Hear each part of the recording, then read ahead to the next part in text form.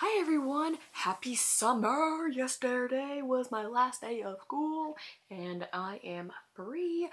I am going to be kicking off the summer with a tag created by the lovely Cat over at Cattytastic. Very awesome tag, and it is the Disney book tag. And Disney is literally my favorite thing, and so are books, so combining the two, can we just real quick? So say I am trying a little bit of a different filming tactic. I have my little pedestal, a stack of pillows, up a little bit higher so I'm not looking down as bad. Tell me down below if you like this better than the original. Let's get on with the tag, shall we? Okay, question 1. The Little Mermaid, a character who is out of their element, or a fish out of water. And for this question, I picked Divergent by Veronica Roth, and I picked Triss as my character. Because, guys, she goes from being an abnegation who's selfless and quiet and literally, I mean, they're selfless so they don't do anything for themselves, to being a dauntless where they jump off buildings and have to fight and shoot guns and throw knives. I mean, she is so out of her element. She is so not used to this. Great character, so makes for a pretty nice story. Question 2, or person 2, Cinderella, a character who goes through a major transformation. And for this one, I picked my favorite book of 2015, which is Tell the Wolves I'm Home by Carol Rivka Brunt. And the main character, June, goes through such an amazing transformation. It is absolutely incredible. This is about a young girl, about, how old is she? This is in the 80s. She's 14. And she is insanely close to her Uncle Finn, and they're like best friends. You know, people are always questioning like, are you always hanging out with that grown man? And it's like, you know, they get questions, but she's just so close to him, and he's a painter, but she loses him to AIDS, and she has to learn to cope with that over losing her best friend and a family member and a good mentor. And so she becomes very, very strong and independent, and this is my favorite book of 2015. Please go read it. It is excellent. It is amazing. The third one, Snow White, a book with an eclectic cast of characters. 7 dwarves, because they're, yeah, okay.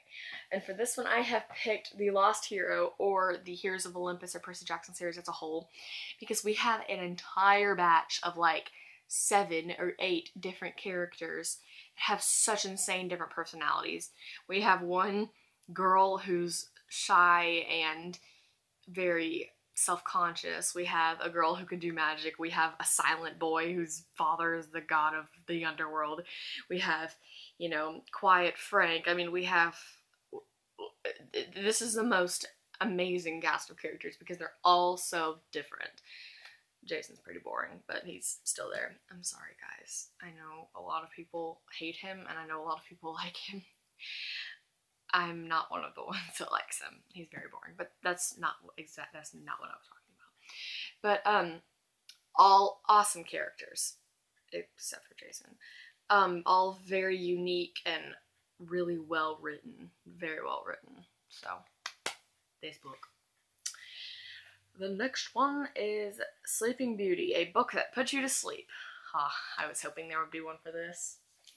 MASH by Ali Condi. This is how far I got into it. You want to know how many pages that is? I don't know if you do. It's embarrassing. 126 out of like, not prepared, out of about 350. I was so bored. It had so much potential because I love dystopians, and it sounded so cool that the society literally picks who you're going to be matched with, and then, you know, you just, out of all these background checks, you just pray that you can handle this person. How cool does that sound? Our main character gets matched, and then she finds out that she has a second match, and she is not what she expected, and I assume they fall in love or something, and then the first guy just completely gets thrown to the gutter. It is so boring. Now, maybe it picks up. I've heard the second book is horrible, them just walking in a desert or something. No, I was so bored. I was nodding off while reading that. I'm literally not kidding. The Lion King. A character had something traumatic happen to them in childhood. Well, we could pick a lot of things for this. This is young adult fiction after all.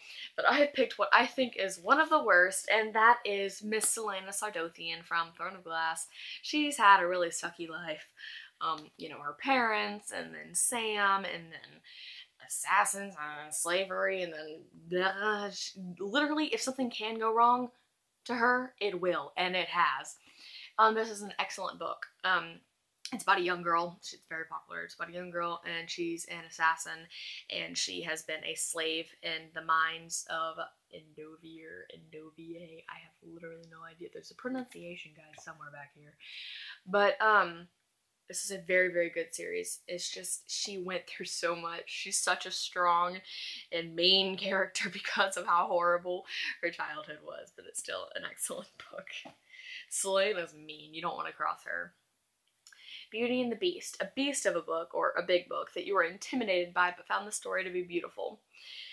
This one I have chosen The Fifth Wave by Rick Yancey. This is a pretty hefty book. It's pretty big. Yeah, it's like about 430, 50 pages. This, while it isn't the biggest book on my shelf, I mean, clearly, like, you know, Harry Potter and then the Divergent books are pretty big, but this isn't necessarily big in size, which it's rather large. It's very hefty emotionally. It's a very depressing and very heavy read. That's literally the only way I know how to pronounce it. Say, I don't even know what I'm trying to say now. It's very, very heavy.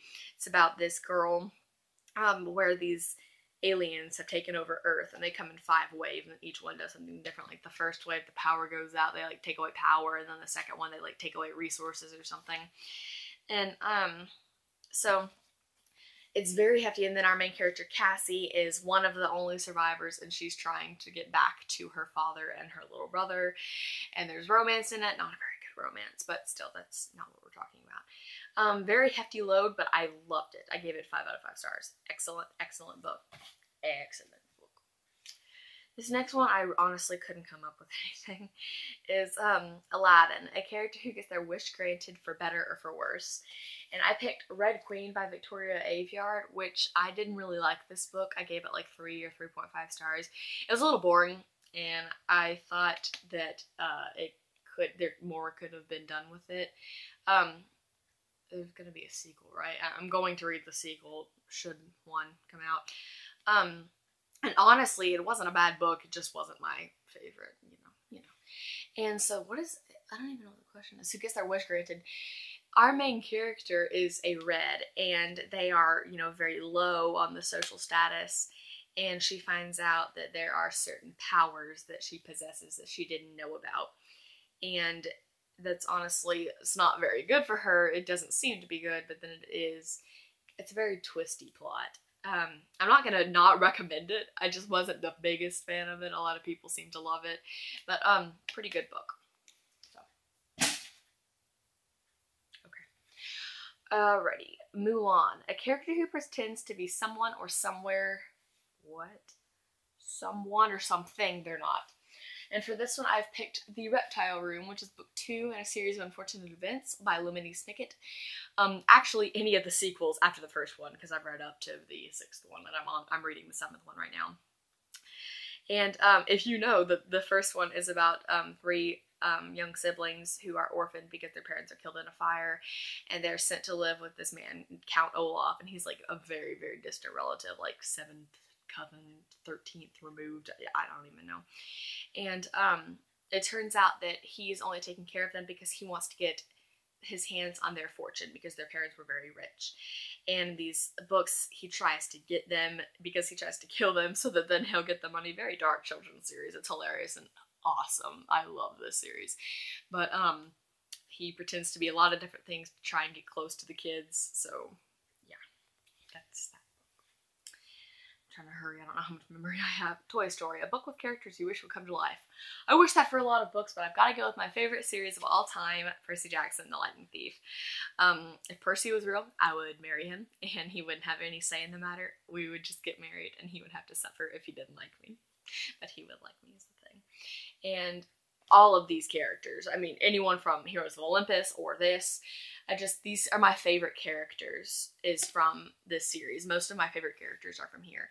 They're quirky and funny and quick and sarcastic and smart and brave, and they're literally everything I strive to be. So I would love to meet them. Yes, and just like hang out, drink some blue Coke with Percy. Okay, and Disney Descendants, your favorite villain or morally ambiguous character. And for this one, I have picked, I'm going to have to explain it, is Dally Winston from The Outsiders by S.E. Hinton. This is one of my favorite books of all time and one of my top 3 standalones, my favorite standalone that I've read. And Dally is very, very negative. He's very rough, so he can kind of be seen as the villain. I know he's not the villain. Don't tell me, you idiot, Dally's not the villain. I'm just morally ambiguous. Like, he doesn't make the best decisions all the time. He's very dark, he's very negative, but Dally is my favorite character in The Outsiders. He was my favorite all the way through. From the second we